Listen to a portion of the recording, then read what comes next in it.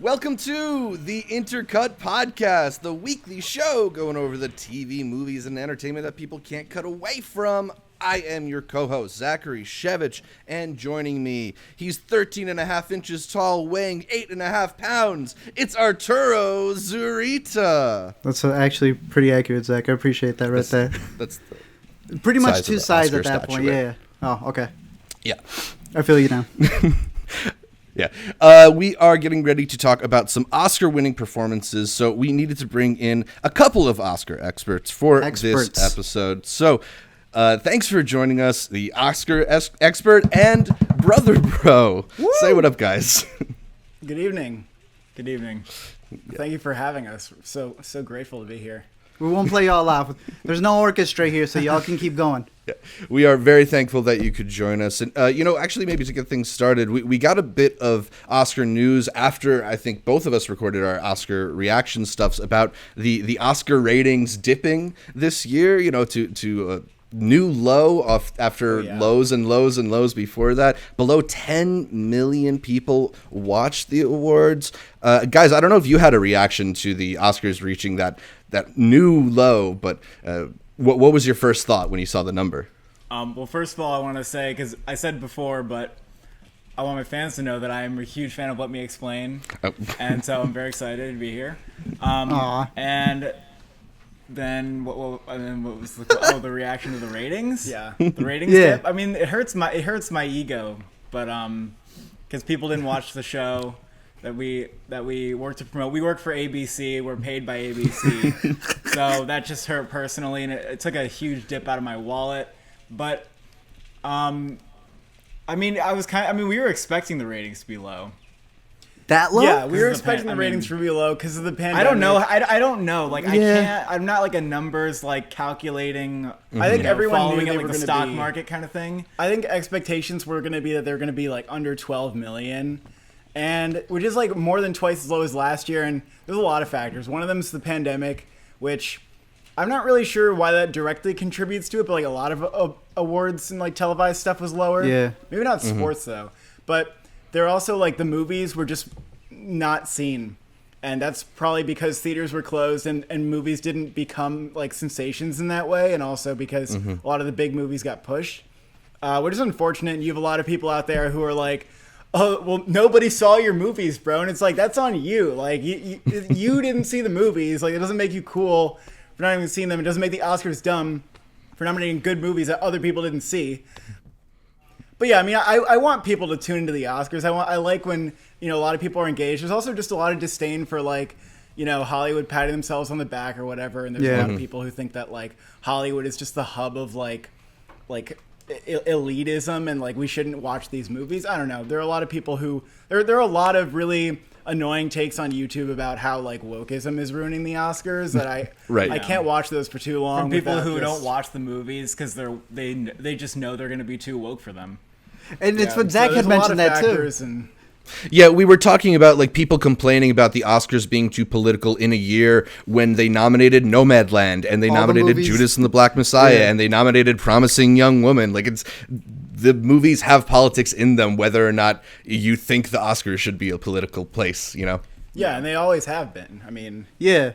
Do you think there's something they should do differently, though? Because I figured, like, we're a group who's seen them. I think we were the 4 that contributed to the ratings.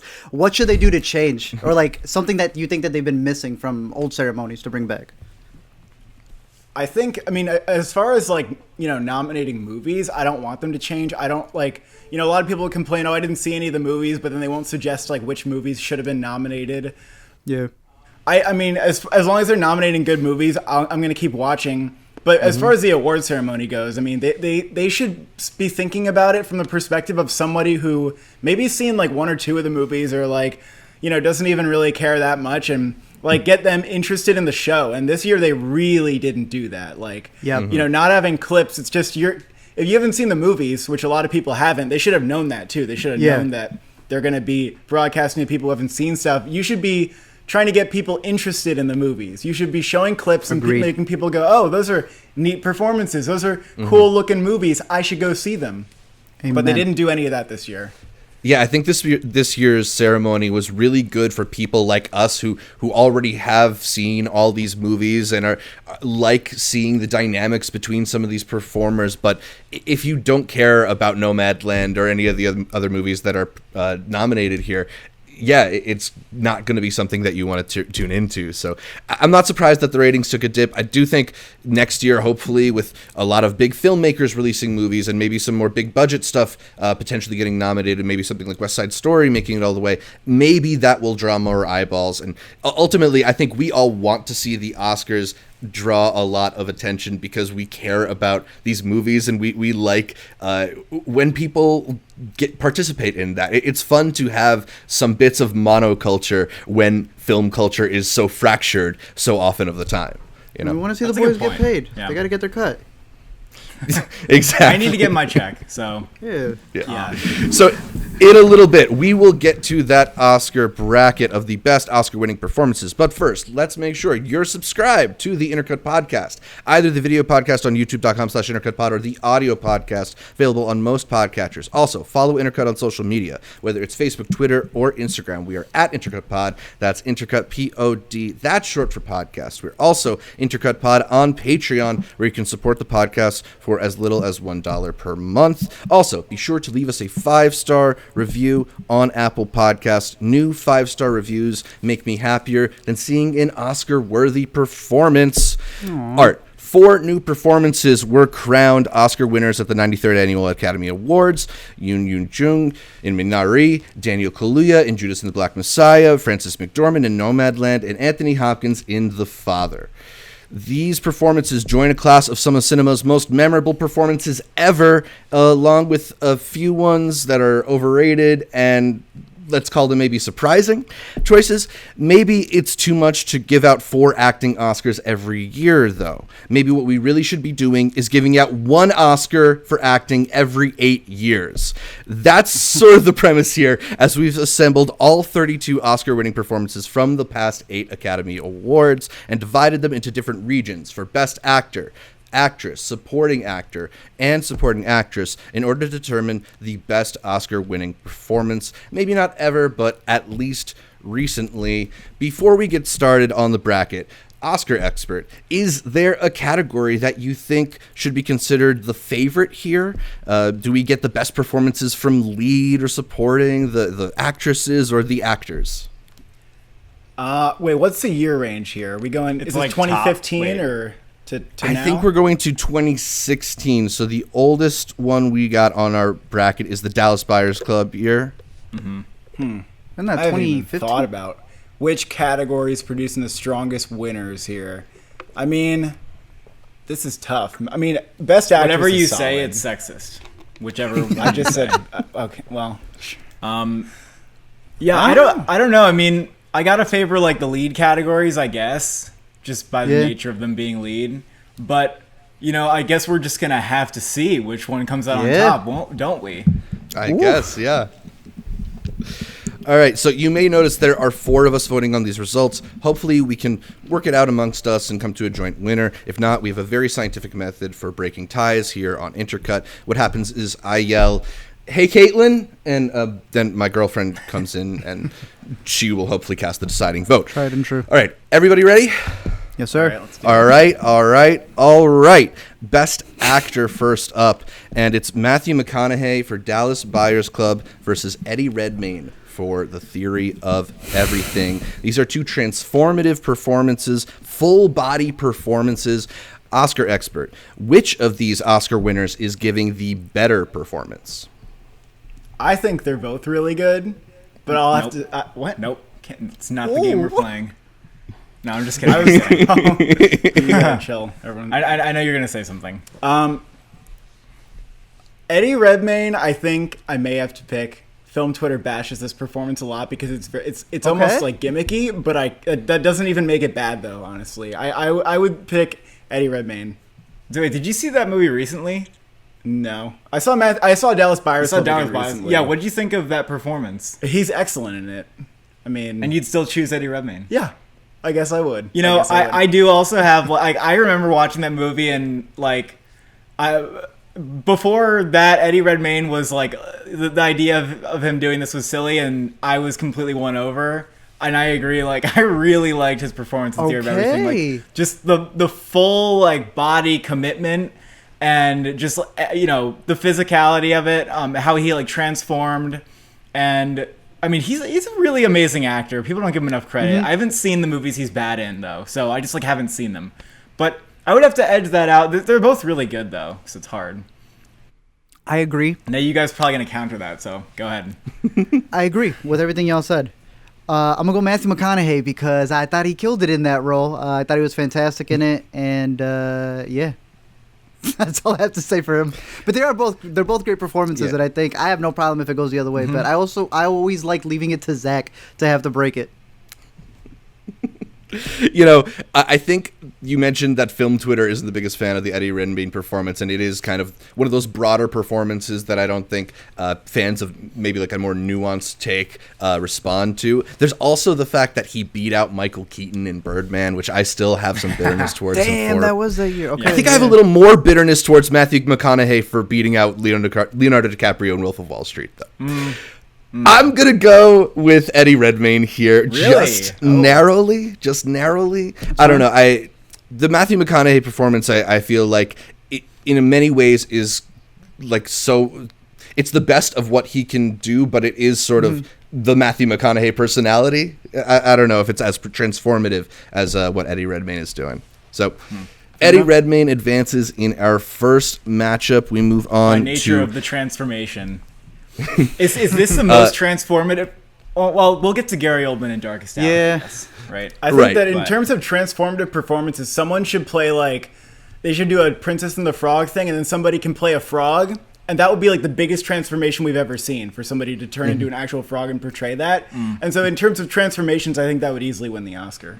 Yeah, it's practically chameleonic, except a different amphibian. Or they could become a chameleon. That would be also kind of an interesting role. Was Rango a chameleon? Was Rango a chameleon? Can we retroactively award Rango an Oscar? He's enough of a chameleon. I think it counts. Johnny Depp gets an Oscar for that, for sure. Cool. Yeah. Cool. Our next matchup is Leonardo DiCaprio in The Revenant versus Casey Affleck in Manchester by the Sea, a battle between sad men grieving an immense loss. Brother Bro. Both really feel-good performances. Whose sadness resonated with you more? You know, I actually think the bear kind of like outdid Leonardo DiCaprio in that scene. So he really kind of knocked it down a peg for me. But, some people like to parody DiCaprio in The Revenant as, screaming the whole time. And that's exactly what he does. But I also think he's amazing in that movie. I do think it's one of his best performances, too. A lot of people are like, it's not his best, but it's the one he won an Oscar for. But I think it's one of his best. Although I'll have to go with Casey Affleck in Manchester by the Sea, because I think it's just one of the greatest winners in general. There's just some really heartbreaking scenes in that film, and he's like so real. I mean, he's just too sad. Like, he got really sad for that role. So are we gonna? It's very, very sad. I heard he cried for that role. I heard, people told me. But yeah, that's what I would go with. Fair enough. Yeah, I sort of have a similar opinion. Leonardo DiCaprio, I think there are other performances that he could have won for that I'd be a little more happy with, and The Revenant does feel like, it's just like suffering, and so I would go, and they're both so much suffering in this bracket. But I would they go both with, lose their sons. Yeah. So Mild spoiler alert. Not well. They're old. Mild movies. spoiler. Mild. Yeah, I would go with Casey Affleck. Someone's gonna be in the comments going, "How dare you spoil Manchester?" I'm going Well, Casey he didn't Affleck because he as said well. sons and it was wrong. You're going Casey Affleck as well, Art? I'm going Casey. All right, Affleck we'll make it a as clean well. sweep. We'll make it a clean sweep. Casey Affleck wins this matchup despite the thirstiness, generally speaking, of Leonardo DiCaprio's career. Yeah. Moving on to Gary Oldman in The Darkest Hour versus Rami Malek in Bohemian Rhapsody. I generally like both Gary Oldman and Rami Malek. I don't know about you guys, but I'm not the biggest fan of either of these performances. Art, who would you pick between these two? The one with the better prosthetics. I'm going Gary Oldman. Fair. Oscar expert. I do agree that Gary Oldman had better prosthetics. Rami Malek's thing, like I did this, I put like a lemon in my mouth, like you know how like people do that like at soccer games, they put like the wedge in, like, and I looked so much like Rami Malek, I couldn't even believe it. But I'll go with Gary Oldman.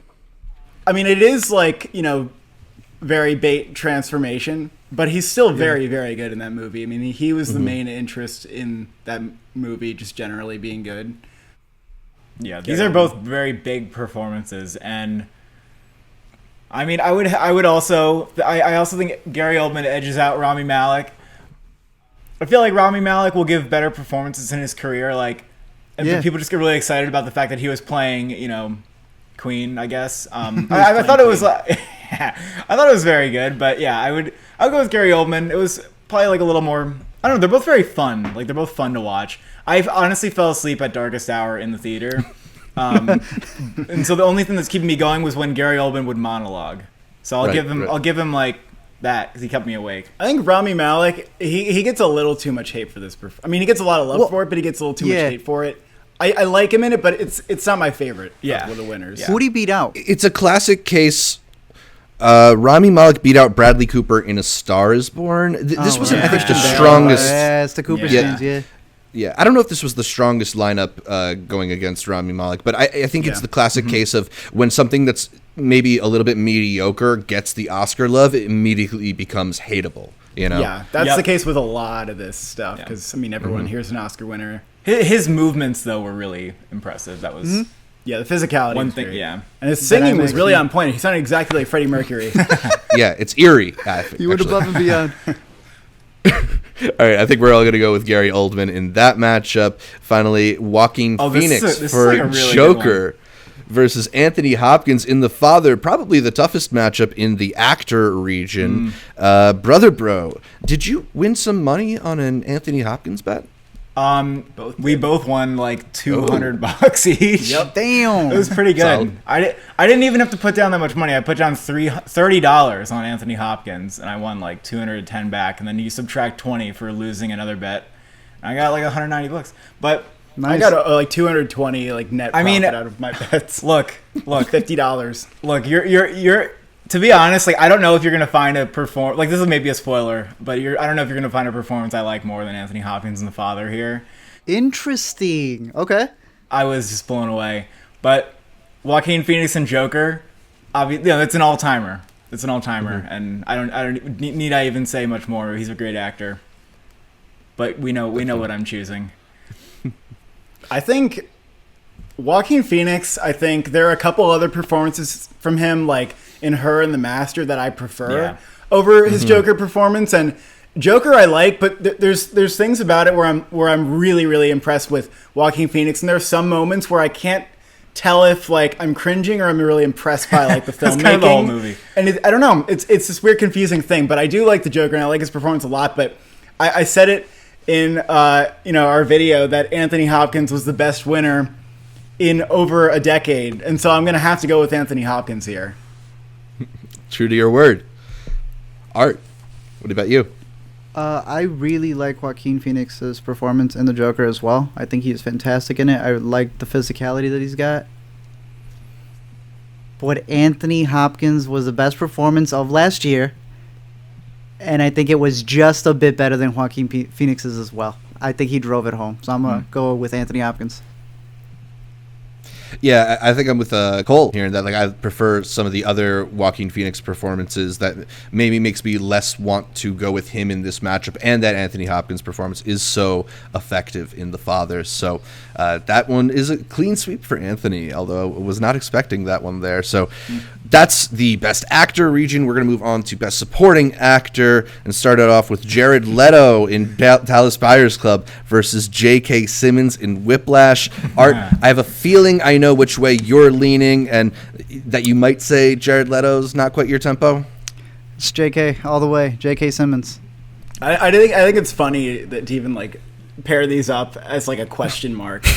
Of like who comes out on top, and it's not that I don't like Jared Leto in the movie, and I did think he was like very impressive. Just wet. Yeah. Keep going. You know what? Listen, film Twitter's gonna hate this, but no, I'm kidding. Yeah, I was quizzing my girlfriend on this bracket before we started, and this was the only one where I didn't even wait for her answer. I think it's pretty self-explanatory. The next one is Mark Rylance in Bridge of Spies versus Mahershala Ali in Moonlight. Mahershala, one of two people that appears on this bracket twice, alongside Frances McDormand. Oscar expert, is his performance in Moonlight better than Mark Rylance's in Bridge of Spies? You know, I didn't come away from Bridge of Spies thinking Mark Rylance should win the Oscar for that. I liked him and I was like fine with a nomination. And then, you know, Mahershala Ali on the other hand, the only thing I would say is that I was disappointed with I guess a lack of screen time from him, but like every second, like the last half of the movie, yeah. Or the last 2/3 of the movie, he wasn't in it. I mean, every second that he's on screen, though, he's like absolutely eating it up. And like the scene with him and Chiron at like the table is one of the most incredible scenes of like in recent years. And so I have to give it to Mahershala Ali here. Yeah. I maybe that answers it for you if you're wishing you saw more of one of them and don't really care about the other one. Might be clear. Yeah. I also just think that Mahershala's performance is so memorable, like the character and what that represents to Chiron in the film. And obviously Moonlight's a very memorable film too. So I think that performance takes the cake. I think it's the one to like remember. Easily. Mahershala all the way. Sam Rockwell in Three Billboards Outside Ebbing, Missouri versus Mahershala Ali, again, in Green Book. Both nominees from somewhat controversial movies. Brother Bro, tell me, who is your problematic fave? Oh, can I not go first? Sure. My problematic favorite. Someone else. Art, I'll let you rip the Band-Aid off. Can I not go second? Someone else? Can I not go? Yeah, you can not go second. Go first. No, you're right. Right now. Hey, Zach, who do you got? I'm going Sam Rockwell, I guess, because we have Mahershala Ali elsewhere in the bracket, and I prefer the Moonlight performance. This isn't my favorite Sam Rockwell performance either, but I like Sam Rockwell as an actor. It's the movie's problems aren't directly his fault. Yeah, but it's like I think they both do a good job, but I hate Sam Rockwell's character more than I do the movie that Mahershala would be playing in, if that makes any sense. So, you know what? I'm going to go Mahershala. Damn, you tied it. I'll actually go with Mahershala in this one. And I actually really like Three Billboards. And I've heard some criticisms. It's a fantastic movie. Whatever. But I like Billboards a lot too. Yeah, and I mean, I liked Sam Rockwell in the movie a lot, but I wasn't like... Yeah, it wasn't necessarily like the best performance of the year in any, of all the supporting contenders. But Mahershala Ali's performance in Green Book was pretty excellent, so I would edge that out. This is tough for me. I liked both of them a lot, and none of them are like my favorite of the category. Yeah, I guess maybe Mahershala Ali's performance is more memorable to me, just by a hair. He's got that scene in the rain. Fair. It's the perfect Oscar little clip. Yeah, great Oscar clip right there. Really is. All right, so Mahershala Ali wins twice in the first round of the bracket. Our last supporting actor matchup, maybe the hardest of the supporting actor matchups, Brad Pitt in Once Upon a Time in Hollywood versus Daniel Kaluuya in Judas and the Black Messiah. You know, sometimes lead performances sneak their way into the supporting categories, and I think this is like the category fraud bowl, although I guess there is no lead in Judas and the Black Messiah, right, Art? Nope, don't exist. It's just an and. It's Jesse Plemons. Yeah. Exactly. Art, which way are you leaning between Brad Pitt and Daniel Kaluuya? Daniel Kaluuya. And then ask me next year, it'd still be Daniel Kaluuya all the way, in my opinion, for Judas and the Black Messiah. How about you two guys? I have to second that with Daniel Kaluuya.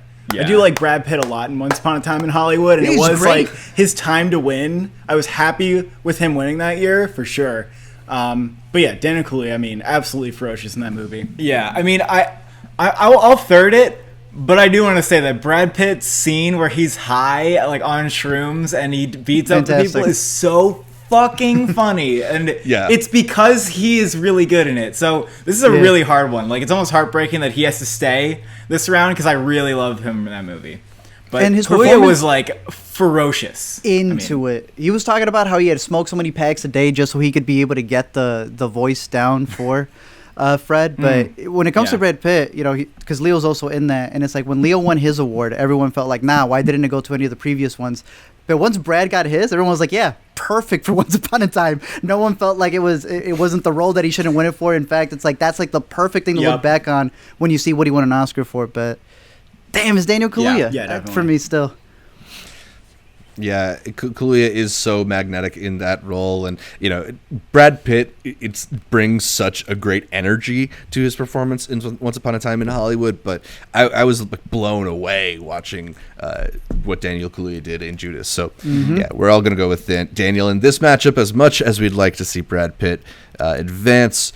That's it for the supporting actor bracket. So let's get to the supporting actress or lead actress region and start it off with Cate Blanchett in Blue Jasmine versus Julianne Moore in Still Alice, a matchup between two veteran actresses who are deep in their bag with these performances. Are either of these roles your favorite Cate Blanchett or favorite Julianne Moore performances? This is Oscar so tough. I don't know, like, how to decide between these two. I mean, they're both, like, really, really good performances. And I also haven't seen the movies since they came out.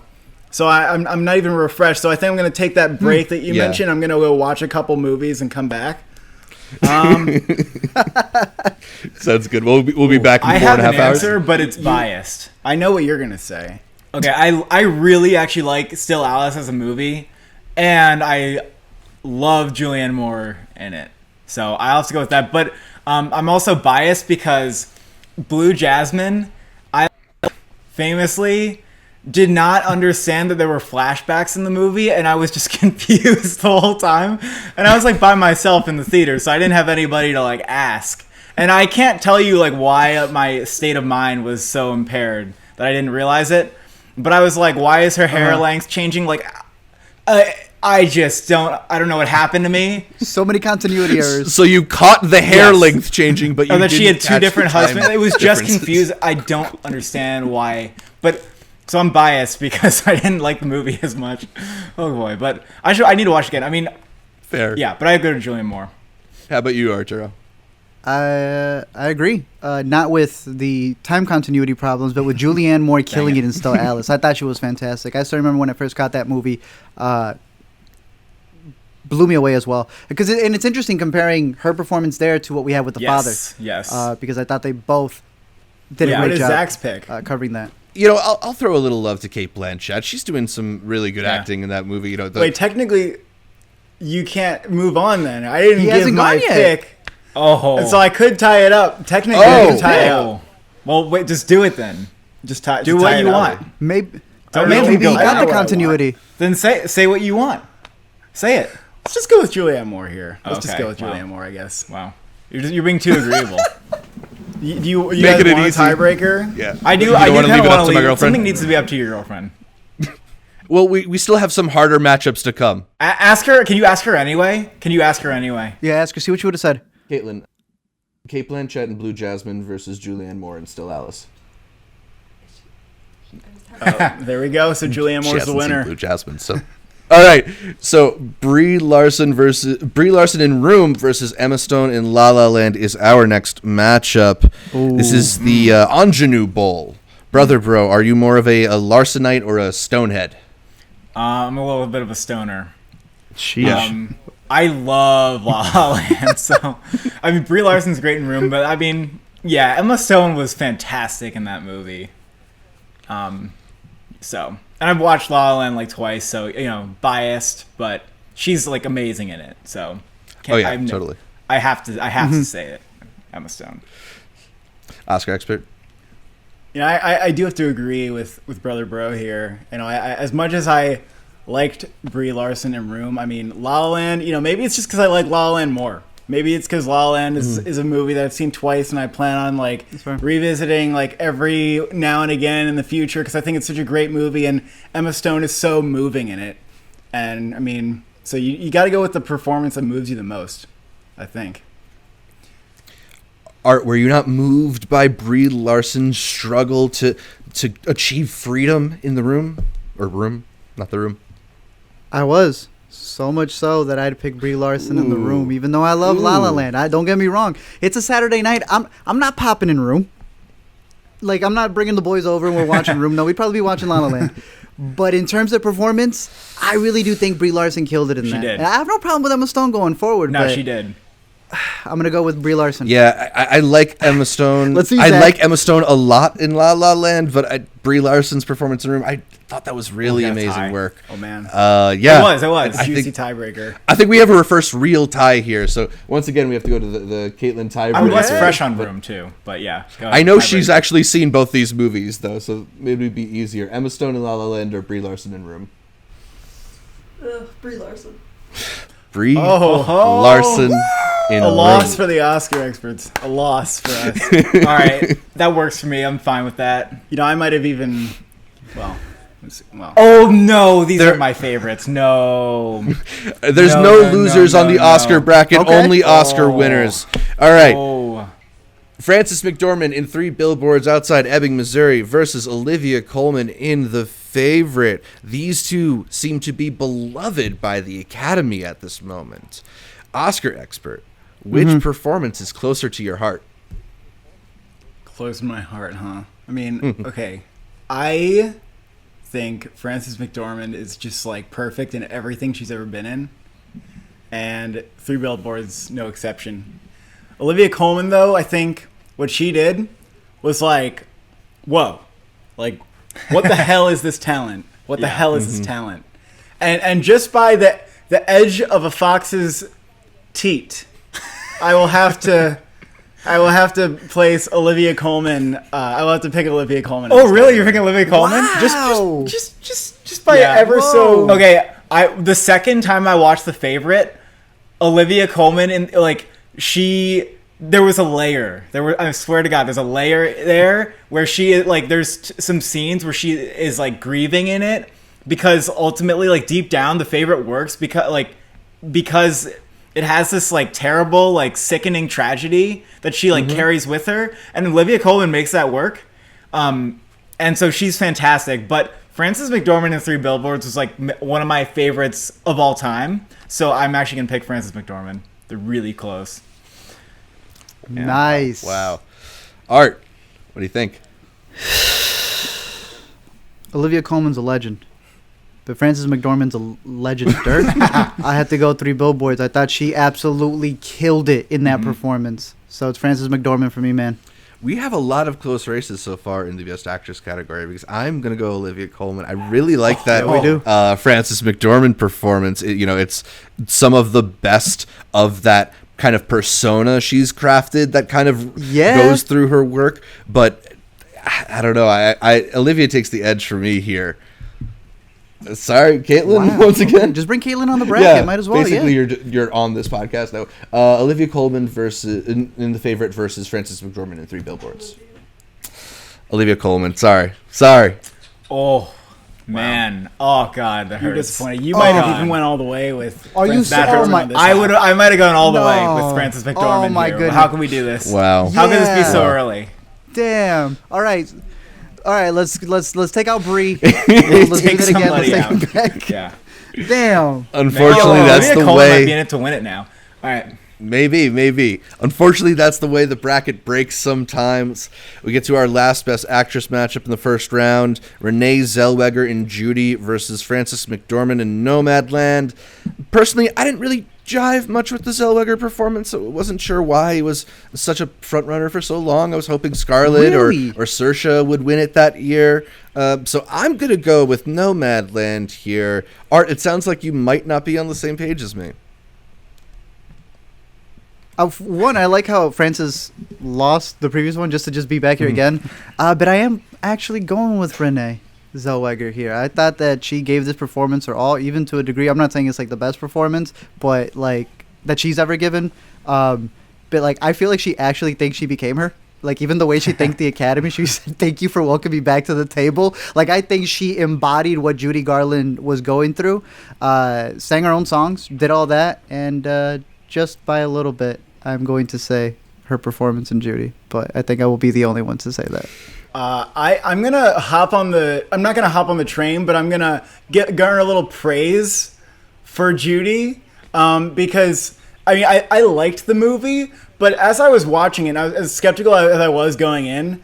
Like Renée Zellweger's performance, like really started to warm up on me, and I was really impressed with her by the end. And she gets too much slander, and I won't stand for it. I also won't stand for the slander of Frances McDormand's performance in Nomadland, which it's been going on since she won. It happens to every winner, as we just kind of said. But I will not stand for it. Yeah. And Frances McDormand in Nomadland was absolutely brilliant. She would have been my pick in the category this year, as hard as that pick would have been. So I have to go with Frances McDormand here. I haven't even seen Judy. It's the one performance I've not watched out of this list. I just didn't watch it. I'm sorry. Bro. I'm sorry. But You don't have to. You don't have to. I'm going to be completely honest with you. yeah, I know. That's the thing, is like I don't really have to. I got away with not watching it. I got away with it. But yeah. You can still ride Frances McDormand all the way through this nomination. Yeah, we'll ride it. I mean, you'd be picking her anyway. I'll tell you that. Yeah, I'd probably pick. Yeah.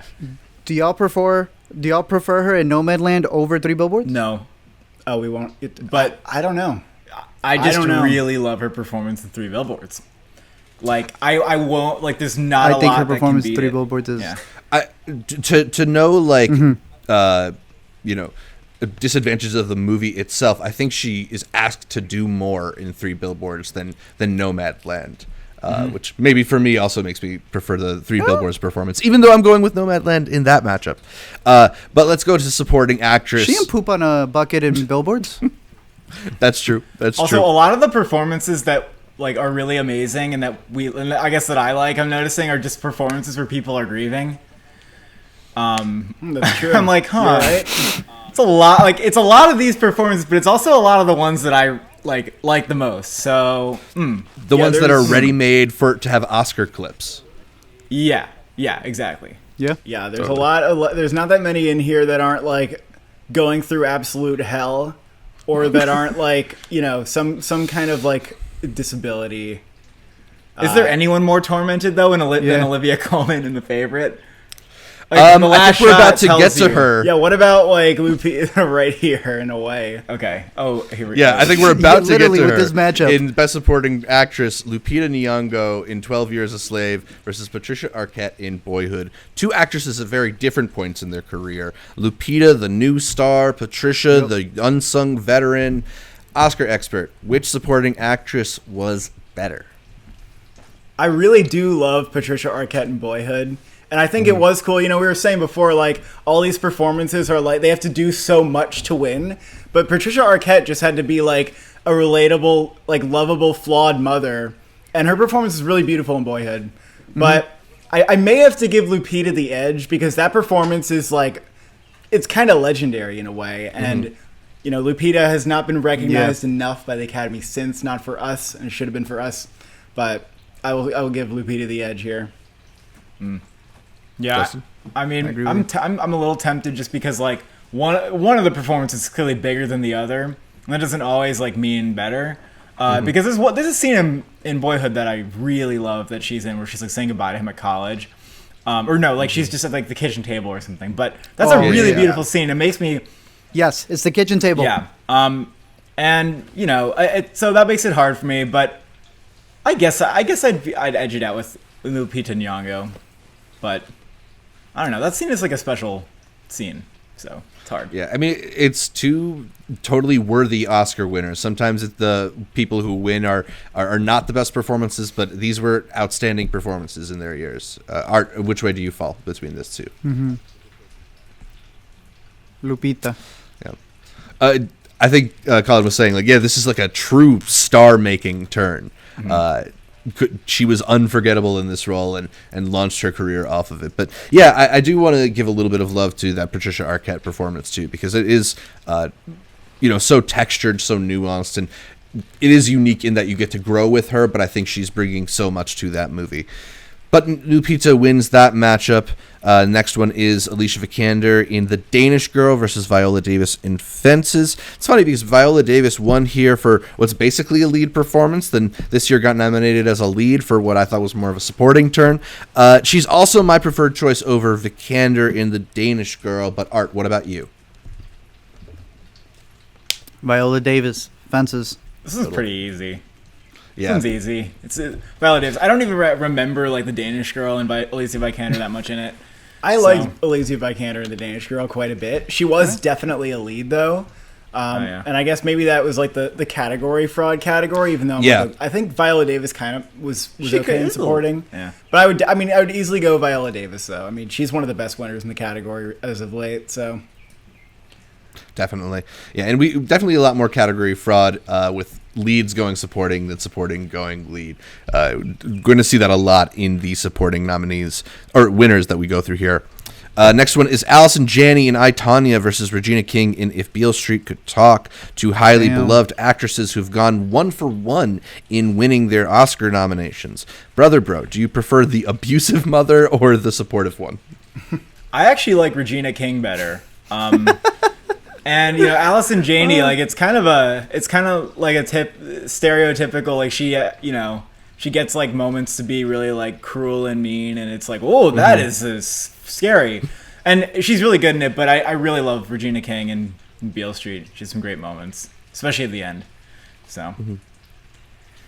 With Regina King and Beale Street, it was one of those performances where like I went in being like, all right, let's see an Oscar-winning performance here, and I was like, for some reason, I felt like I missed something that other people saw in the performance, and maybe I have to watch Beale Street again. Okay. But even that being said, like I don't know if Allison Janney like necessarily. I don't know. Maybe I'll give her the edge for that reason.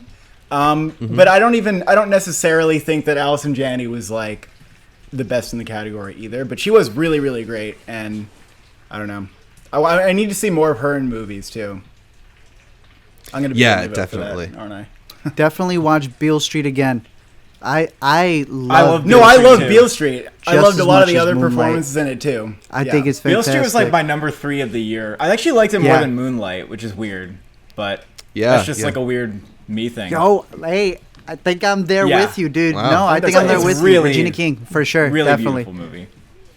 It's an incredible performance. Yeah. Can't wait for Underground Railroad, talking about Barry Jenkins. But I think I'm also going with Regina King here. I like Allison Janney a lot as an actress. Good. There's something about that role in I, Tonya where it's just so like stereotypical supporting actress slot, if you know what I mean. Like it screams like nominate me for an Oscar in a way that turned me off of wanting to go for her here. But so we'll go with ReginaKing. Oh. That was the first movie you and I saw together. Yeah, that is. We went to Brooklyn and caught I, Tonya. What was the theater again? That was the first movie. How did you guys meet? Nighthawk. Yeah, I hope it's still around. Oh, we've been doing. Well, he was on Tinder, and I was on YouTube. And then we came across the street as we were walking. No, we've known each other since like back in what has been a decade being on YouTube. And then whenever I, Tonya came out was my first time that I went over to New York, and we hit up the Nighthawk Theater where they like feed you food and everything. And the whole menu was based off of I, Tonya. So the cocktail was like broken knee bourbon or something, and it was like all these different things that they had. Braised pork knee was the dinner option, I think it was. Yeah, that's what it was. So, Allison Janney's performance has a special place in my heart since it was our first movie date together, Zach. Wow. And so I'll give them the beginning of a beautiful friendship there. So the next matchup, though, I call this the Adopt Me Bowl because for me, this is the most difficult matchup of the first round. I love these two so much. Laura Dern in Marriage Story versus Yoon Yoo-jung in Minari. I don't know if I could be the first one to decide this one. Guys, can you help me out here? Oscar expert, which way do you lean? I have a pretty definitive answer for me. And I'll say this. Marriage Story is like literally one of my favorite movies. And Laura Dern is fantastic in every scene she's in. However, I still don't know if that's like an Oscar-winning performance to me. It's a little bit like I was happy to see her win, and it was kind of a career award for her, let's be honest. But I adored Yoon Yoo-jung and Minari, and I thought she was like absolutely hilarious in that movie. Very heartwarming performance. I would have to give it to Yoon Yoo-jung. Yo Jung Yoon. She said she wants to be called Yo Jung Yoon. Well, it reads here as Yoon Yoo-jung, so I don't know what it's like definitive now. It's so I've been like saying Yoon Yoo-jung forever. Anyway, I don't want to go either, honestly, but I do kind of agree. Like Laura Dern worked perfectly in Marriage Story, but it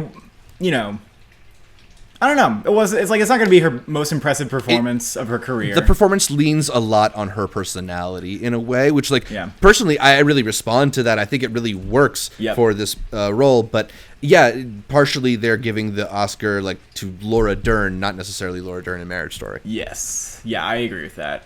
Ye Jung-yoon was so funny, though. Like maybe she edges her out. What about you guys? I'm going Laura Dern. I like Laura Dern's speech in that movie. I thought it was fantastic. I thought it was very quotable. I agree with you guys. Yeah, it does come off as like what we were saying about Alice and Janney, where it's like the moments are made to be the clip that gets played during her Oscar bit. But it really worked for me, and it is very close for me as well. But I'm gonna go Laura Dern just by a little bit. I kind of feel like there's so much of the movie that unexpectedly rode on Laura Dern's performance that worked for me in Marriage Story. So narrowly, I will also go with Laura Dern. Although I actually it breaks my heart kind of want to flip to Laura Dern too. Oh, I did not think I'd be alone I think on I that. actually I think when I think about it, I actually did like that performance more. Wow. I don't know. I knew I was going to be alone. Like, on so we don't have to do the Tanya one. tiebreaker. There we go. I don't know. No, yeah. We can work this out amongst us. We can work it out. come to a common resolution. Yeah. So, Or I'll throw a tantrum if you do it. How about that? And then you're gonna go ahead if I throw a tantrum? I don't think so. If I just quit right here, it might make say for I'm a better not doing podcast. the podcast anymore. If you, I would have to quit too because I have to help him when he's in a tantrum. Right. Well, I mean, hopefully we can move on here since we all like Laura Dern at least a bit, maybe. Yeah. Oh yeah, we like Laura Dern, but It's good that we all like it. Yeah. Okay, so that brings us to the end of the first round of this bracket. Only the good performances from here on out. Before we get into round two, we would like to thank the Academy, not that Academy, but those wonderful Patreon supporters supporting the show at patreon.com/intercutpod. They are Andrew Christensen, Tushar Sharma, Ewan Graff, What's Matter, Domingo, and Awkward. Thanks again to all of them for their continued support and the reminder that you too can become a member of the Academy or any of our Patreon tiers over at patreon.com/intergutpod, where for as little as $1 a month, you can sign up to receive benefits such as our early access to Intercut episode outlines, access to the private channels on the Intercut Discord, or an invitation to our monthly patron Google meetings. So be sure to head over to patreon.com/intercutpod and become a member of our Intercutie Plus team. Let's bring it back to the actors with Eddie Redmayne in The Theory of Everything versus Casey Affleck in Manchester by the Sea. Art, which one are you going with?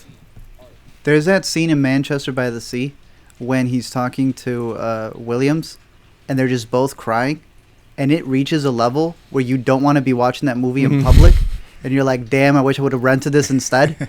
It hits levels of emotion that are freaking crazy. It's Casey Affleck from Manchester by the Sea for me. I've seen Manchester by the Sea twice, and Casey Affleck's performance did grow on me. And I have to say, like, I'm going to say it's closer than, like, other people think that it would be. Because, like I said, there's a lot of Redmayne bashing around here, right? And I thought Eddie Redmayne was extraordinarily impressive in that movie. Like, watching him, like, slowly transform, and like, physically, but also, like, retain the personality is really, really impressive. But Casey Affleck, I think, it's just that performance is more of a grower. And it really is, like, one of the great portrayals of grief on screen, I think. And so I will give Casey Affleck the edge here. Grower, not a shower.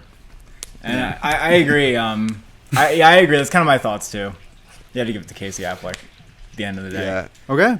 Yeah, I think Casey's the performance that hits you right in your emotional area, you know. I definitely would go with Casey Affleck. Right? I think it's, like, right under here. It's like on your it's a rib little cage. Below camera level, but right if in you my get punched area. there, you'll cry.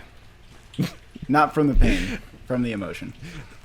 In the next bracket, Gary Oldman in The Darkest Hour versus Anthony Hopkins in The Father. Next. Justin, which way are you going? Next. Yeah, I've already heard your... you said Anthony's your favorite best actor in, what, a decade or something? So, I don't know. Art, also, one of my favorites. are you also going with Anthony Hopkins over Gary Oldman? I think this one's kind of easy. I want my mummy. Yeah, we should be on the next one. Yeah. that's me saying I want Anthony Hopkins. No.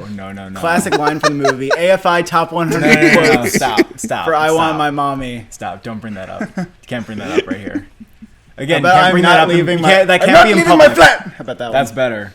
But you can't say that I want my mommy That in one. public. Yeah, there you go. Okay. All right, best supporting actors: J.K. Simmons in Whiplash versus Mahershala Ali in Moonlight. This is a very tough one. Art, why don't you start us off? Because I don't know which way to go here. Why me, bro? Got to put the hard decisions on you. Ooh. This, I think, without a doubt, it may be the hardest one on the bracket for me. J.K. Simmons. Ooh. Yeah, this is a really hard one. I have an opinion, actually. I have an opinion. Okay, go. J.K. Simmons would probably top like my supporting actor wins for like the last 10 years or so. Mahershala Ali is amazing, and I already complimented his few scenes in the film, but I mean, I guess it just helps that J.K. Simmons has a much bigger role in the movie.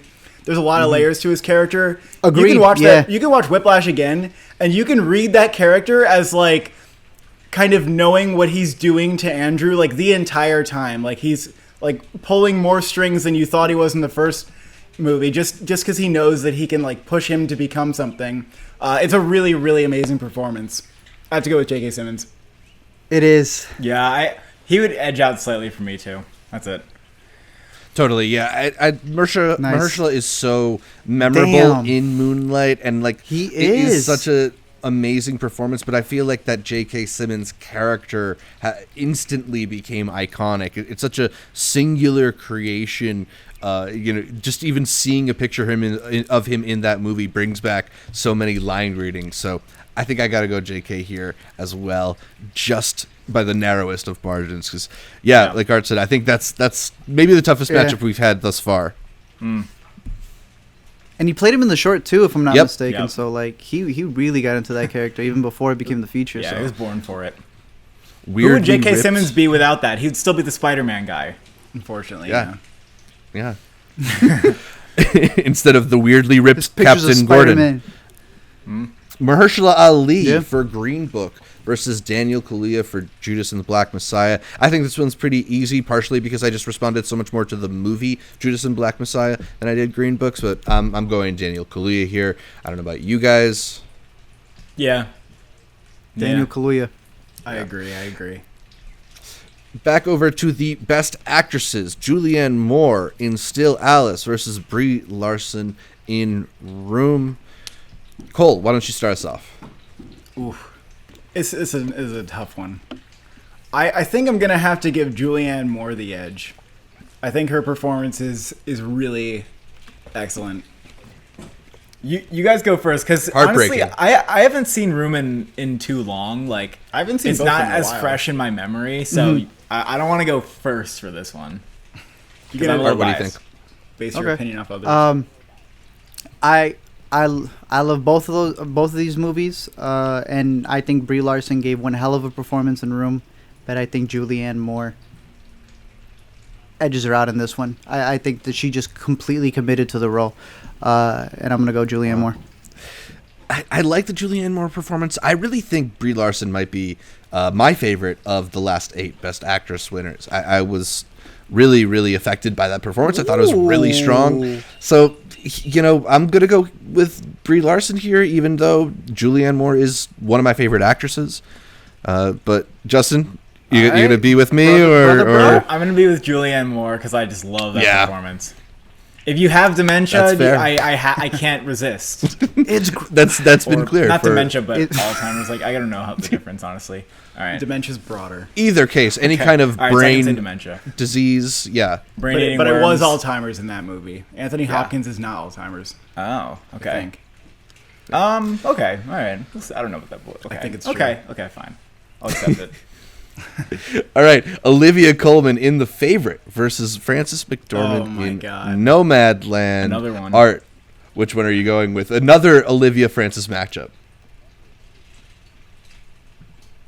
Olivia Colman. Cole? You're gonna make me go? Oh man. See, this is the thing though, because I said that I don't know which Francis performance I preferred. And now we have Olivia Colman who narrowly beat Francis in the other bracket. I'm still doubting this. So this is just as hard as the other one in a way. I can't vote for Olivia Colman. It's crazy, right? Really? She's so fucking funny in the movie. She's like funny and like real at the same time. Yeah, like the shot when they're just like, it's like slowly like zooming in, and she's like at the party and she like decides that she's like too upset to like continue just sitting there. Like, oh my god, there's so many great moments. Yeah, it's such a good performance. I'm going with Olivia Colman here too. It's all right. I'll agree with you all. I'll agree with you all. Yeah, you're gonna agree. I knew you were gonna agree after I said that. I knew you were gonna agree. Is great. It's great. Yeah, she's all amazing. right. Dang. Best supporting actress is Lupita Nyong'o in 12 Years a Slave versus Viola Davis in Fences. This is a pretty tough one. I kind of feel like That's also tough. Damn. I kind of feel like I'm going to go with Lupita here. It's just such a memorable turn. You know, she is such a star in that movie. Whenever she is on screen, I feel like the movie is that much more alive in a way that I don't know if that energy radiates around Viola Davis specifically in Fences. Like I love a lot of Viola Davis performances, but Fences is maybe not as strong as some of the other stuff from her, in my opinion. I'm going to go with Lupita here. Justin, what about you? Ooh, I don't want to go That's fine. second. Ooh. That's all right. I'll go, and I will say Viola Davis. When I think of Viola Davis, I do think of that performance. It's been a while since I've seen both of them. Actually, it's not been that long since 12 Years a Slave. But yeah, I don't know. Viola Davis, like I think that she had a lot to work with her character in that movie, and I don't know. Mm-hmm. Again, She definitely showed what she has in the movie. Yeah. But Took I mean, the I part think from the stage to the screen. Yeah. I mean, that performance is fantastic. Just like the Fences overall is more of like it's almost like a play put to film, you know, which in a way, like it doesn't, it's not like, I love like film acting. And there's not as much of that in the movie, which like, It's a good point. Viola Davis overall though, like as an actress, I weigh her as like being one of the very best. So I might, you know, given that they both have these great performances, I might go with her.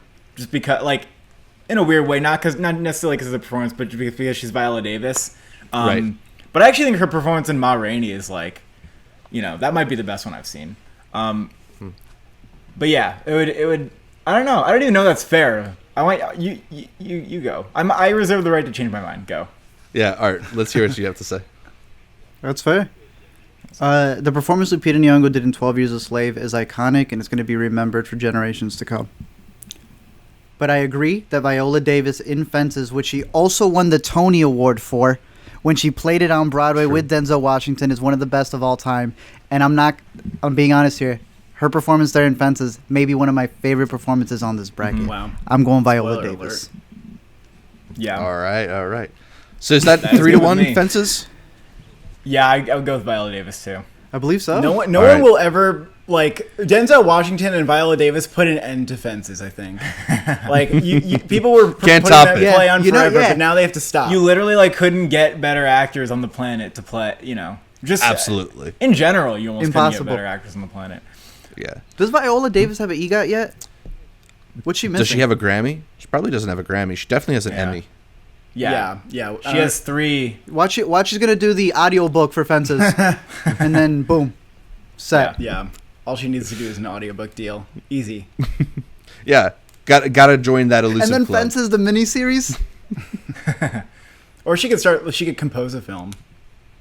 Or make an album. Could- She just has to true. narrate True. some bestseller. Like, it can't be that hard. We gotta Yeah. get her a Grammy.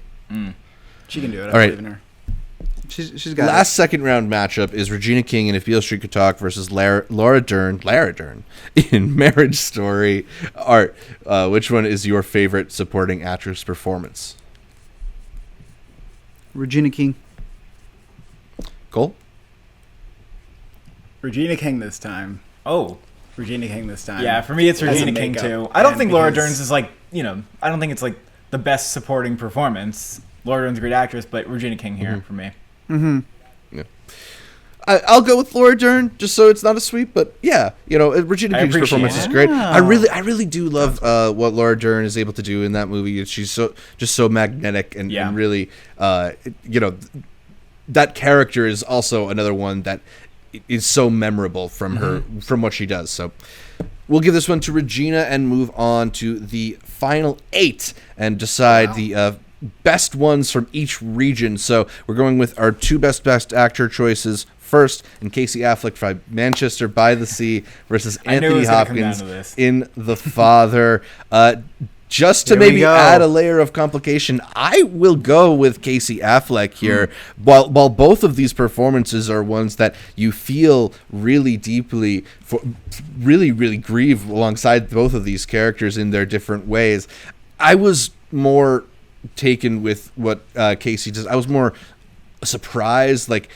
I wasn't expecting quite how emotional I got at the layers that he's able to bring to Manchester by the Sea. I mean, Anthony is amazing in The Father, and I won't begrudge anybody who picks him. But narrowly, I will go with Casey Affleck here. Art, what about you? Anthony Hopkins in The Father. We'll make that 3-1, I'm assuming. What are you doing? It's going to be 3-1. Yeah, 3-1. It's going to be 3-1.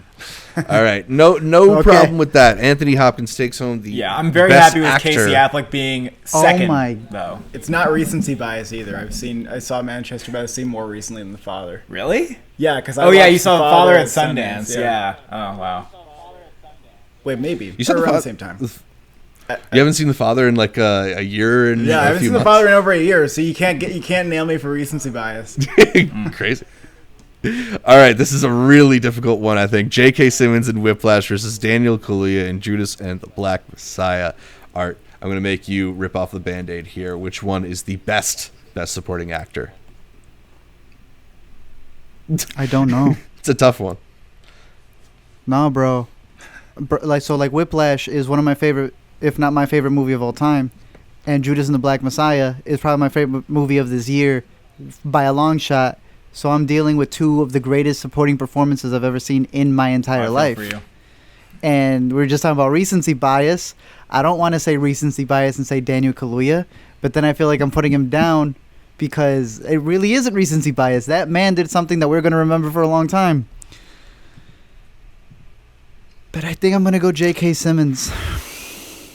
So I do think I need to see Judas again because a lot of that movie was moving very quickly, and I wanted to pause and reap in some of it a little more, like Daniel Kaluuya's performance, and I do really love that movie. And Daniel Kaluuya is an all-timer of a win in this category. But I really just think I really do think it's like tough to beat J.K. Simmons and how iconic that performance is. Yeah. Like I love that, like, not only is he just like hilariously angry and like rewatchable, but then there's like the scenes where he sits down with Neiman at the restaurant and it's like, whoa, like this is who you are as a human being, and he shows all of that. I have to give it to J.K. Simmons. Yeah, he gets to do everything in that movie. Yeah. I also think there's something to be said about creating a character from scratch, right? Like, Daniel Kaluuya is working off of a historical figure and trying to tap into that energy, whereas J.K. is doing something Which is difficult. completely... it's difficult, for sure, and he is amazing in it. Yeah. But I think it takes just a really amazing type of performance to give you this clear vision of who this guy is, and a guy who doesn't feel like a film character we've seen before, right? I'm also going to go J.K. Simmons, as much as it breaks my heart, because like Daniel Kaluuya is really one of the best actors working right now. Spoiler alert that he does well in a movie star bracket that we got coming up. But yeah, I don't think this is a case where we're choosing like only one good performance. These are great performances here, but narrowly, I will also go with J.K. Simmons. Yeah, same. Dude, I still remember where I was when I saw Whiplash. I remember the exact Oh, yeah, seat. I remember same. the 3 guys were also sitting in that theater. I remember that. You know what I'm talking about? But I caught Judas and the Black Messiah at Sundance, and as soon as it ended, because it's the virtual screening and they let you still have it 4 hours, I played that bad boy again. So literally, I caught it, and then I just played it again because I had no screenings that day. So it's like that probably was the most difficult matchup, without a doubt. Yeah. And I hope I don't regret it by the morning. We will see. What will happen in the morning where you're like, no. What do I do? Edit it in post. He shoots awake at 3 a.m. Daniel. Ask Caitlin. Yeah. All right. Julianne Moore in Still Alice versus Olivia good one. Colman in The Favorite, the best actress. I personally am going to go with Olivia Colman here. I think she brings a really unique energy to The Favorite. I don't know if I would respond to this movie quite the same way without that performance at its center. She does so much in this role. I really, really liked it. Justin, I know you're partial to the Alzheimer's, dementia type of performances. True. Are you sticking with Julianne here? Well, like I said, Olivia Colman may have the greatest tragedy of all. Experience, in the number of her loss, the numbers. She's got the numbers.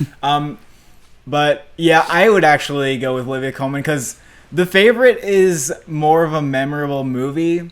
It's like it's a modern classic of a film. We're gonna remember that performance more because of it. So in terms of like legacy, I feel like that one, that does kind of win it over at the end of the day. Totally. I have to second basically everything you said. I also want to mention that if Emma Stone was still on this bracket, she'd be making things tough for me. Really? Yeah.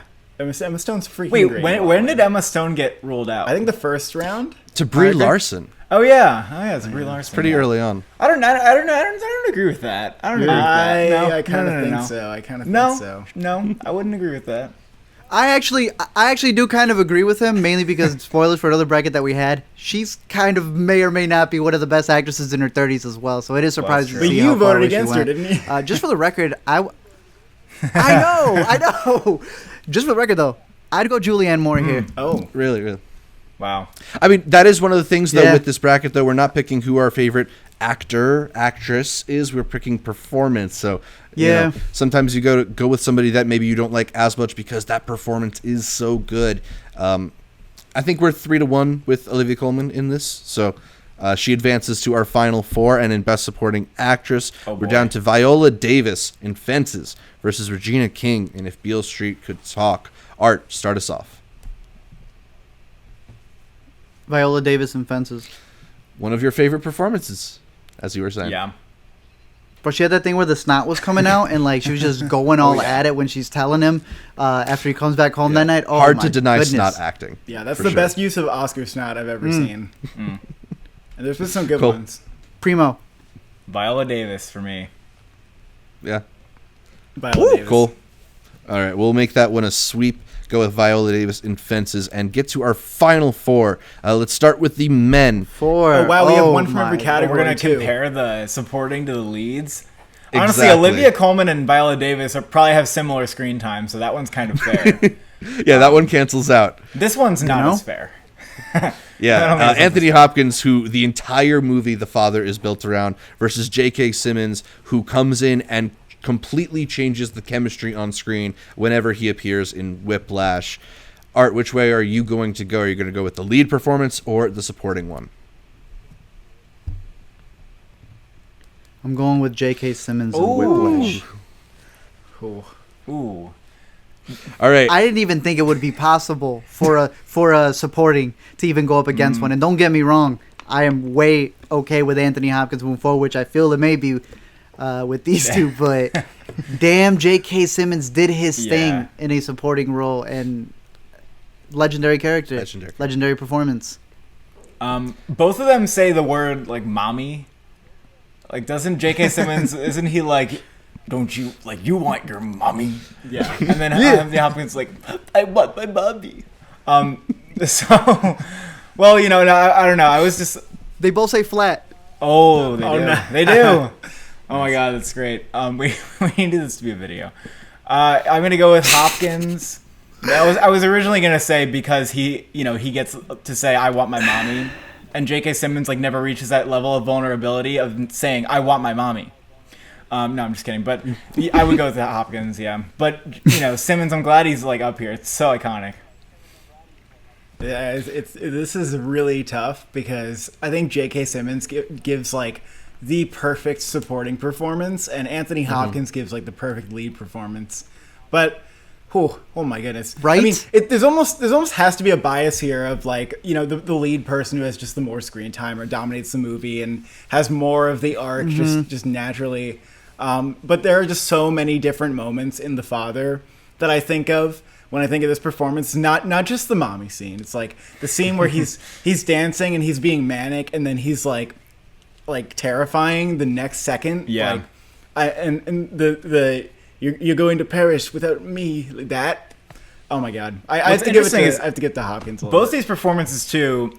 It's the writing that made these characters amazing. Like The Father has amazing writing, and so does Whiplash. The fact that you said he's layered, right? That he has this layer to him of like manipulation, and you're not sure what he wants. Like that's just because the writing's really fucking good. So it's a huge component of this. Also, it's just they're really well written characters. Yeah, I think something that a lot of these these performances that have made it far share is that they come from really good movies that can support these performances and give you like a lot to think about, not just the actual acting, but the characters that they're inhabiting too. And yeah, maybe there is a little bit of a bias towards leads because they get more screen time and the movie revolves around them. Part of me also thinks like, when you get a supporting character, you can shift the energy of a movie in a way that commands your attention, and like the weight changes whenever J.K. Simmons is on screen. It's like the scales tip and you're just paying attention to him. It's really hard to decide. I think I will go with Anthony Hopkins. It's a great performance. Maybe this is my recency bias showing, but he does so much, as you guys were saying. Well, no, it's good. He runs you through the emotions. He's not just giving you that kind of like confusion. He's giving you so many different aspects to his personality in that movie. So, yeah, let's go with Anthony Hopkins and put him into the finals here against either Olivia Colman in The Favorite or Viola Davis in Fences. Cole, which way are you leaning between these women? Oh, I mean, I'm leaning one way and another way, and who knows? So you're not leaning; you're in the middle. Yeah, I'm actually very straight like a stick. Yeah. Oh man, I mean, dumb. As you were saying, they do have like kind of similar screen time, so you can compare them a little bit in that way. I mean, maybe there's a little bit of a bias in just like I like The Favorite more than Fences, but I mean, again, like Viola Davis in Fences, absolutely iconic. Olivia Colman in The Favorite, also iconic. But I do think that what was exciting about Olivia Colman in her year was that she was just giving us something funny and tragic, like in equal measure, that like was like we hadn't seen in a way. It was like what you're doing with your face and just like, I don't know, just a natural comedic talent as well. I don't know. I gotta give it to Olivia Colman here, I think. Wow. Yeah, we're getting into the big leagues right now. We're in the big leagues. The thing that tips it to Olivia Colman for me is that Viola Davis, like it's like I said before, it's a little too like much of a theater like stage performance for me, and I like performances that are played to like the camera more, but it obviously shows Viola Davis is like her acting chops and like. She can do anything. But performance-wise, Olivia Colman. Art, any last pleas for Viola Davis? She gave it her all. She swung for the fences, and she's still my pick, but I'm cool with Olivia Colman. Yeah, I'm going with Olivia here as well. Did you know Zach was going to go with Olivia Colman then? Wow, isn't that interesting? Because you were like, we'll give it to her because I know how much what Zach's Zach's going to do. Yeah, I know that Zach loves her performance in that. But it's interesting that we got Hopkins and Colman, who I personally think Colman's performance in The Father was even better because the stuff that she did in there, like she just masters a cry. I agree. Like it doesn't feel forced. It feels so genuine. Yeah. Yeah. So Both of them. Let's Both see. Of them authentic All right. cries, I gotta say. Yeah, very emotionally affecting, somewhat charming too, unexpectedly in bits of both their movies. Anthony Hopkins in The Father versus Olivia Colman in The Favorite. Cole, you were saying that Anthony Hopkins is your favorite Best Actor performance in at least a decade. Is it also your favorite Oscar-winning performance? This is my favorite actress performance in over a decade. Yeah. Yes. I may have to say so. And I just when I think of like his face in the movie, I'm just like, whoa, oh man, like you just see into like his tormented, confused soul. Like he's literally like he's losing his leaves. He's losing like he's just losing everything that like all the security of just knowing like the basic like things around you, and you just see it right on his face the whole movie. It's a really really incredible Anthony Hopkins in the movie. I mean, I have to go with him, even though Olivia Colman. I mean, bless Olivia Colman, but yeah, I would. It's uninteresting. Why don't you guys go first, and then we'll make it. we know what you're gonna do. You don't know what I'm gonna do. You don't know. You guys go first. Art, how about you? Okay. I'm gonna say Anthony Hopkins in The Father. I think Yep. that's gonna be a performance that it's so late in Anthony Hopkins' career to still bring in something that I think it's just that legendary, and just the dynamic range that he had in there. Like they were saying that there's points where he's charming and he's funny, and then there's other parts where he's insulting Imogen Poots, and it's like pushing it to an edge where you're like not expecting him to be that scary, but then he ends up being so helpless. And just a couple scenes later, one of the best performances, not just of last year, but of this bracket, easily, Anthony Hopkins. That Olivia Colman performance delights me. It saddens me. I'm so rapt watching her in that movie. I think she's throwing incredible fastballs in that movie. Just doing really really incredible work. I am going to go with her above Anthony Hopkins, who is amazing in The Father, but the Olivia Colman performance really stands out to me. Yet it is still 2-1 in favor of Anthony Hopkins. So Justin, you gonna tie it up here, or It's 2-1. You said You Olivia didn't give Colman. your vote yet. I said Olivia Colman. Yes. Oh, you did. Okay. Yes. Oh. Yeah, Anthony Hopkins. I'll go with him. Yeah. You made us think that you were on the fence, but you clearly weren't. Yeah, I don't know. Yeah, I like them both. I like how he said, "I don't want to go. Let me build the suspense." He finally gets the suspense, and he goes, Anthony Yeah, I didn't Hopkins. want to be predictable. You announced it just like Joaquin did too. Yeah, you had to build Just like, you had to go last to Anthony build Hopkins. the suspense. But ultimately, we have to give the award to Hopkins. Yeah, just like It's the like Oscars, we're gonna end with an abrupt award to Anthony Hopkins and then move forward in our bracket. So yeah, the Anthony Hopkins, the best Oscar-winning performance of the last 8 years, triumphs over all the other Oscar winners. Solid one. Take that, Frances McDormand. The haters will say you guys- it's recency bias, but I don't think so. I don't think it is. It's a really affecting performance. No, that's a good one. And unfortunately, not enough people saw it before the Oscars. But hopefully, between the Oscars and this bracket, people will be convinced to check out that Anthony Hopkins performance in The Father. Before we move on, are there any other performances that you guys were surprised maybe didn't make it all the way to our finals? I know you were riding for the Emma Stone and La La Land pick there. Yeah, I mean, there is something to be said for people who bring their personalities into their roles, and some people will say that they're, you're just kind of being yourself, or like you're not doing as much. But I mean, the effect of her performance was pretty substantial. Like, just It's also very vulnerable too, like to bring your personality into the role. yeah, and she's also really funny. Like, she has a great sense of humor that she brought to it. There's a lot that I love about it. I'm not sure it would necessarily have been like at the top of the bracket, but I would have liked to see it go further. You will say Frances McDormand in 3 Billboards, won't you? I will say that. Yeah, that's one that would have been like, top 2 or 3. I like the top 2 though. I really do. I think those are like top. Those are probably my top. Somewhere. I don't know. Yeah, Frances McDormand would have been there though for 3 Billboards. Yeah, a lot of really good performances. I'm surprised. Art, what about you? Any others that you're surprised didn't do a little bit better?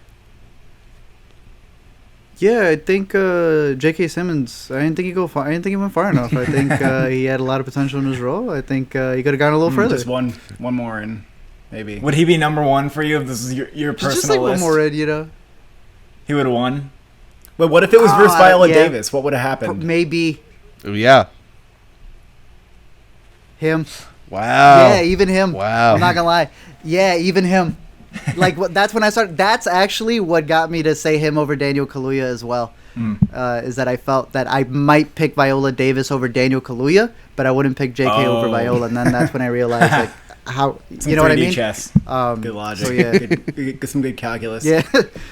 But All right, so those. Zach, what about you? I mean, I definitely was. I was thinking that Lupita might make it a little bit further, but I thought J.K. Simmons was the one that I was going to ride pretty far. But then Anthony Hopkins, I don't know. That lead versus supporting thing is tough because the leads are so much more central to the movie. I don't know. I like a lot of these performances. They're pretty good. They maybe somebody should give them an award or something. Yeah. Anyway, those are the best Oscar-winning performances. We're going to wrap this up with a quick new to see segment and give you our picks for the week. Art, why don't you start us off? What should the people at home check out? I've been seeing a lot of screener stuff, so I have absolutely no idea if people are going to get the chance to catch some of these, but I believe this bracket will be coming out a little bit later in May, so I'm going to recommend some streaming stuff. Hulu's got this show coming up called MODOK, and it is an Avengers animation done in the style of Robot Chicken. Literally Robot Chicken, because Seth Green is doing it. I believe it's premiering right there in the middle of May when this podcast is going to be going up. So I highly recommend that. It's going to be on Hulu. It is hilarious. He's voiced by Patton Oswalt. It's some of the funniest stuff Marvel's done in a long time, especially in terms of TV series. Personally, it's my favorite Marvel TV series in a while. Yeah, it's really, really funny. I'm hoping we get a chance to talk about that a little bit more at length, maybe closer to when MODOK is actually out. What about you guys? Cole, anything that you would recommend the people watch, something that you saw recently, or maybe something from a bracket that is really worthy of attention? What I've seen recently? I don't know. You have one? You want to go right now? You go first, Zach. All right, I got a couple here. Invincible just wrapped up its run over on Amazon Prime, and that final episode is really dramatic. Lots of twists, lots of turns, and sets up a whole bunch of interesting things for future seasons. We're recording on the day we're recording. Amazon announced it'll be back for not just season 2, but season 3 as well. So I'm excited to see where that show progresses. We've liked it a lot so far. Also, Together was out recently, another movie that we caught way back at Sundance. A really delightful film with Ed Helms and Patty Harrison, kind of like a platonic romantic comedy in a way. Just very nice, very sweet, very nice, kind of funny. I'd recommend people check that one out. Another one that I would recommend, because I know that it's going to be coming out in the first week of May, is Paper Tigers. That was a movie that played at Fantasia. It's this very like independent action movie about like these 3 guys who grow up doing martial arts together, and the fact that they need to like defend their dojo. I don't know where it's going to be distributed, because I know they wanted a theatrical distribution. I hope that they're able to do something virtually, but I really enjoyed that film, and I want to give it a mention. Awesome. Guys, I don't know if you have a pick or anything, but yeah, well, one we haven't talked about, which we kind of just missed the boat on it because we're so busy with Oscars content, is Shiva Baby. Yes, I really want to recommend please. that one. We love That Shiva pretty Baby. great. Yeah, I watched it twice because I got a screener link from them, and yeah, it's a really good movie. It's one of those promising debuts I've seen, where it's one of those where I think the filmmaker is gonna be like the next Trey Edward Schultz or something. They're gonna do really fantastic work. So really looking forward to like what that director and the cinematographer, both women notably, are going to do next. So that's a really good one to check out. Great indie film. Composer, editor, really funny and intense. Yeah, shout out to Emma Seligman on that one. Really exciting to see what she does next. I think her and the star Rachel Sennett are already teaming up on something else, another film or show, something like that. So definitely curious to see what they do next, because Shiva Baby is really, really... Yeah, I don't know if that was official or not, though. The Shiva Baby TV series. I have no idea, but they talked about that there was going to be a TV series, so... Wow. I know they're making another movie together, but I didn't know it's about crazy. that. Yeah. So whatever it is, I will watch everything wants to be a TV series. Cool. Yes, sir. I haven't really watched like a lot of recently released stuff. I guess I've been like sort of preoccupied with like all this Oscars business. Yeah. So I don't know if I have any like recent recommendations, but I will say that like my favorite performances that weren't nominated were probably Delroy Lindo, which is sort of an obvious one, but then also Julia Garner and The Assistant. Yeah. I guess I'll put out those movies. I mean, The Assistant is one you be like warned that like if you don't like those kind of slow burn movies, you're not going to be into it. But I really do like The Assistant. I think it was underrated last year. And Julia Garner is like freaking. I mean, she's just amazing in that. So.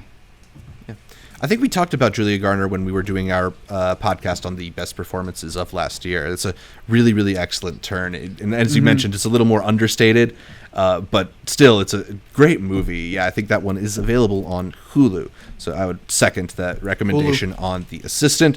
But I think that's about all for this week's show. You can catch more from me, Zach Shevich, by following me on Twitter, Instagram, or Letterboxd at ZShevich. That's ZSHEV as in Viola Davis, ICH.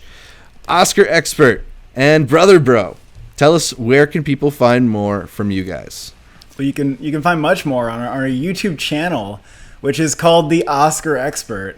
And if you just type in The Oscar Expert on YouTube, miraculously, you just get taken to many videos. Go to your local library, connect to the internet, and type in The Oscar Expert on Google. Awesome. Art, how about you? You can find me at Let Me Explain on Twitter, Facebook, Instagram, YouTube. You can find me here every week on the Intercut Podcast. You can listen to every episode of the Intercut Podcast on iTunes, SoundCloud, Spotify, or your favorite podcatcher. I like Overcast. And then make sure you're subscribed not just to the audio podcast, but to the video feed as well on our YouTube channel, youtube.com/IntercutPod, where you can catch our bright smiling faces as we break down the latest in entertainment. Find new episodes of the podcast every Monday, and please leave us a comment, like the videos, and consider heading over to iTunes to give us that much requested 5-star review. Shout out to our listeners in the UAE for putting us on the film and podcast charts out there. Like our Facebook, Twitter, and Instagram pages. All of them are Intercut Pod, and then head over to patreon.com to support the show for as little as $1 a month. You can also get updates on social media from Art, from me, from all the guests that we feature here on Intercut by following us at Intercut Pod. Thanks again for tuning in, and until next time, Anthony Hopkins was the Best Actor winner of the past decade. Officially, by a committee of highly qualified judges. Boom. It's that